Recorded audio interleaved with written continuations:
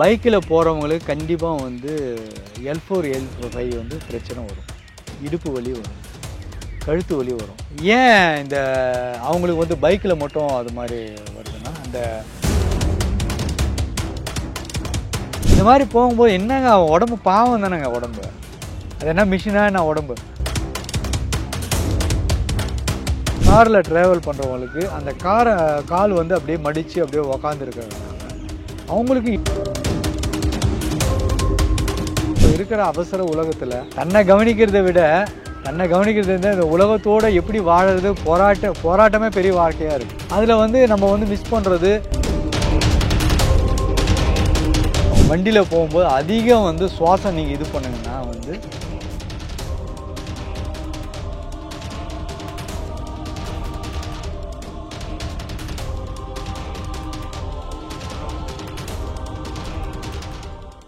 Sir வணக்கம் sir. வணக்கம்.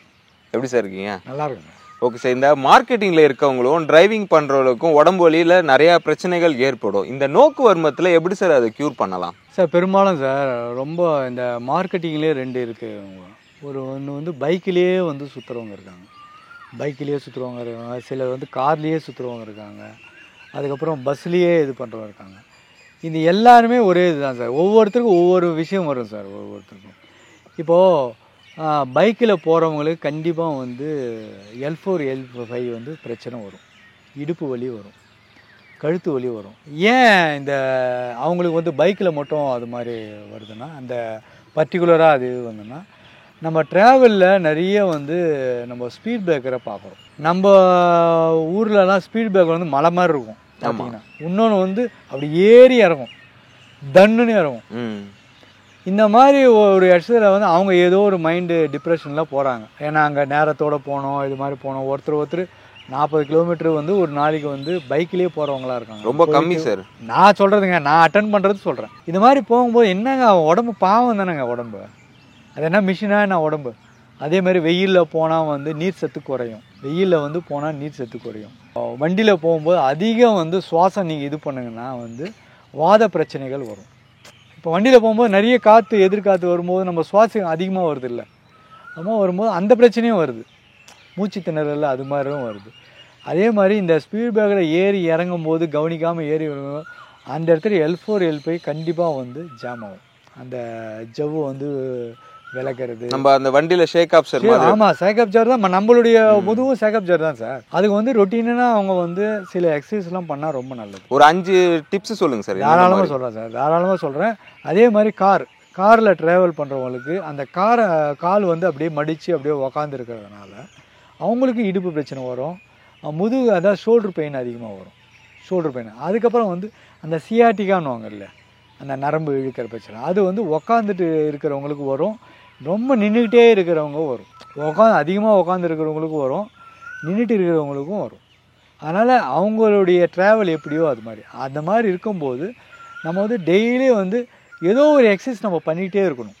நம்ம உடம்பை வந்து நம்ம அந்த வேலைக்காக நம்ம உடம்பை வந்து யூஸ் பண்ணும்போது அதுக்கு முன்னாடி வந்து வார்ம் அப்பு, இந்த மாதிரி சின்ன லைட்டான ஒரு எக்ஸசைஸ், பாடி எக்ஸசைஸ், சூரிய நமஸ்காரம், இந்த மாதிரி ஒரு விஷயங்கள்லாம். அதே மாதிரி நீர் சத்து குறையாமல் பார்த்துக்கணும். இதெல்லாம் டெய்லி ரொட்டீனாக நம்ம கண்டினியூவாக பண்ணணும். அவங்க என்ன பண்ணுவாங்க, அவங்களுடைய இருக்கிற அந்த மைண்ட் ப்ரெஷருக்கு, இல்லை சார் நான் ஏந்துக்கிறதே இது மாதிரி சார், நைட்டு வர்றது 11 மணி, நான் எங்கே இது பண்ணுறது. அதே மாதிரி சிலர்லாம் ட்ரெயினில் வருவாங்க, ட்ரெயினில் 1 மணி நேரம் 2 மணி நேரம் நின்று வந்ததுன்னா கண்டிப்பாக முட்டி வலி வரும், பாதை எரிச்சல் நிறைய வரும். இந்த மாதிரி பிரச்சனை நிறைய இருக்குது. ஏன்னா இப்போ இருக்கிற அவசர உலகத்தில் தன்னை கவனிக்கிறத விட இந்த உலகத்தோடு எப்படி வாழறது போராட்டமே பெரிய வாழ்க்கையாக இருக்குது. அதில் வந்து நம்ம வந்து மிஸ் பண்ணுறது, இந்த மாதிரி கொஞ்சம் எக்ஸசைஸ்லாம் நம்ம பண்ணாமல் நம்ம காலையில் எழுந்த உடனே சில எக்ஸசைஸ்லாம் நம்ம பண்ணோம்னா நம்ம வந்து இதிலேருந்து மீண்டும் நம்ம வந்துடலாம். அதே மாதிரி டெய்லி வந்து சின்னதாக ஒரு எக்ஸசைஸ், சூரிய நமஸ்காரமோ இல்லை ஒரு எக்ஸசைஸோ, பர்டிகுலராக உங்கள் வலிக்கு தேவையான எக்ஸசைஸ்லாம் பண்ணணும். அப்படி பண்ணால் தான் நம்ம ஆரோக்கியமாக இருக்கும். நம்ம தொடர்ச்சியாக வந்து நம்ம என்னென்ன வலிக்கு வந்து என்னென்ன எக்ஸசைஸ் வந்து இந்த வீடியோவில் நம்ம பார்க்கலாம். அந்த டிரைவிங்கில் இருக்கும்போது அந்த கால் நரம்பு இழுக்கிறது, இந்த மாதிரி பிரச்சனைலாம் நம்ம சொல்லியிருக்கோம். அந்த மாதிரி இருக்கிறவங்களுக்கு இந்த சியாட்டிக்கா நரம்பு இழுக்கிறது, இந்த முதுகு வந்து கொஞ்சம் இறுக்கமாக இருக்கிறது, அதெல்லாம் வந்து இந்த எக்ஸசைஸ் வந்து நல்ல பலனை கொடுக்கும். நல்லா கொஞ்சம் கவனமாக பாருங்கள். ஃபஸ்ட்டு வந்து இது மாதிரி பட்டர்ஃப்ளை மாதிரி ஒரு 10 செகண்ட் வந்து நல்லா வந்து 2 காலையும் வந்து ஒன்றா சேர்த்து நல்லா மசில்ஸை வந்து முதல் லூஸ் பண்ணுங்க. அடுத்தது இது மாதிரி உக்காந்துக்கிட்டு கொஞ்சம் நிமிர்ந்து மட்டும் உக்காந்துட்டு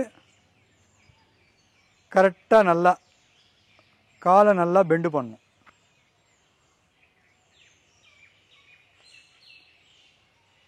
இது மாதிரி ஒரு 7 டைம்ஸ் இந்த எக்ஸசைஸ் பண்ணுங்கள். ஸ்லோவாக பண்ணுங்கள். அடுத்தது லாஸ்ட்டு இதே மாதிரி உக்காந்துட்டு நல்லா இந்த தொடை மேலேயே நல்லா வந்து அப்படியே படுத்துக்கணும். இந்த நரம்புலாம் வந்து உங்களுக்கு இழுக்கிறது உங்களுக்கு தெரியும். அதான் ஸ்லோவாக நீங்கள் பண்ணுறது ரொம்ப நல்லது. இது ரொம்ப வந்து அந்த சியாட்டிக்கா சொல்கிறேன்ல, அதுக்கெல்லாம் இது ரொம்ப பெஸ்ட்டான ஈஸியான எக்ஸசைஸ். அந்த சேர்லேயே நம்ம உக்காந்துக்கிட்டு நம்ம வந்து எளிமையாக வந்து நம்ம பிளட் சர்க்குலேஷனை ஒழுங்குபடுத்துறது எப்படின்ட்டு தான் பார்க்க போகிறோம். இது மாதிரி பொசிஷனில் உங்களுடைய அந்த சேர்லேயே உக்காந்துக்கோங்க. ஆனால் நிமிர்ந்து மட்டும் உக்காந்துக்கோங்க. நிமிர்ந்து உக்காந்துட்டு ஃபஸ்ட்டு தலையை மட்டும் ஒரு எக்ஸசைஸ் மூமெண்ட் கொடுங்க. இது மாதிரி எந்த எக்ஸசைஸ் பண்ணாலும் மூமெண்ட்டு வந்து கரெக்டாக பாருங்கள். ஸ்லோவாக பண்ணால் ரொம்ப நல்லது. இது மாதிரி ஒரு 3 டைம்ஸ் பண்ணுங்கள். அதுக்கப்புறம் ரொட்டேஷன் இது மாதிரி ஒரு 3 முறை. இது ஆப்போசிட், இது 3 முறை. இது மாதிரி ஒரு 3 டைம்ஸ் பண்ணுங்கள். அடுத்தது இந்த கழுத்து மட்டும் கரெக்டாக இது வரணும். இது வரேன். இது வரும்பொழுது கழுத்து வந்து C1லேருந்து C7 வரைக்கும் இருக்கிற அந்த மசில்ஸ் இருக்கும் ஃபுல்லாக அப்படியே நல்லா இருக்கும்.